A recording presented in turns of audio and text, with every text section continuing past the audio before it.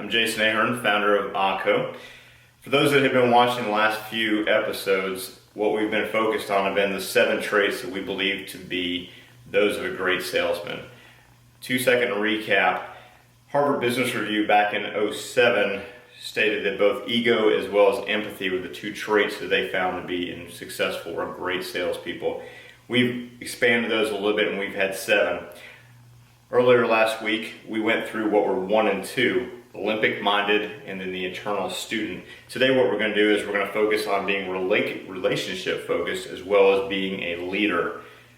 The next episode is going to focus on knowing your outcome, becoming an excellent painter, and selling the journey, and then ultimately putting your customer into that journey. So today, first of all, we're going to talk about relationship-focused as well as being a leader. Both of these play a huge role in what would be ultimately maintaining margins, profitability within projects. And let me explain why. So being relationship focused has a couple different, what I view as primary bullet points. 1, you need to open up. You need to be real. Don't be somebody else. Be yourself with your customer. The better relationship, better partnership you have with them, the better opportunity you have to maintain margins. And what would be offset the bumps and things like that sometimes periodically go with any complex project or sale. Also, this is to me should be a no-brainer or a green speed to working with anybody, is you really need to truly care about what your customer actually needs and wants.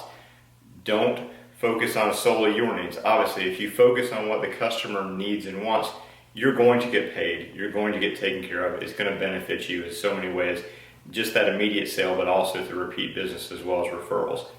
Thirdly, you need to create a win-win environment.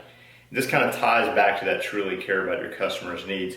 Stephen Covey obviously wrote his 7 Habits book and is focused on creating as many win-win opportunities as humanly possible. That's where it's a beneficial project for your customer. They get what they want and need. And on the other side of it, your customer, if they truly care about you because you've taken the time to create that relationship, they don't want you giving this away. They don't want to put you out of business. They want to make sure you make a fair profit, a fair margin, so you can continue to stay in business and help them down the road and ultimately help people that they recommend and referral to you. Second thing we want to talk about is being a leader. Being a leader, I think, is extremely important. We talked earlier in the last one about being Olympic-minded, being very focused and goal-oriented. Being a leader, there's a couple similar attributes, but there's some differences that are significant. So Lao Tzu, somebody who's read a lot of the, I guess it would be Art of War and so forth, what you need to lead the people, you must work or walk behind them. To lead the people, you must walk behind them, not walk in front. Certainly you need to set the tone, lead by example, and then involve and engage your team ultimately that are going to facilitate making this sale, this project, so forth, go through. So you set the tone, treat your team with respect, make sure they know what the expectations are. They're going to do a better job, not because you've told them they had to, or you pushed it down their throats that they need to, or you've, I guess, forcefully managed it. What you've done is you've created now a relationship with the people that work with and support your customers' clients' needs. When people are working because they want to, not just because they have to, they tend to put out a better product. That's going to benefit you as well as your customer. So be a leader in that respect. Also, you need to manage, when you're a leader, you want the ball, right? If you want to look at a sports analogy, the leader always wants the ball in those last 3 seconds of the game. They count on themselves more than anyone else.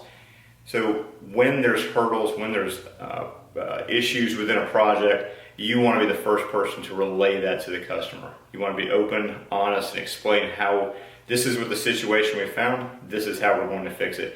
You've built a relationship, be the leader, have the direct line of communication with your customer at all times.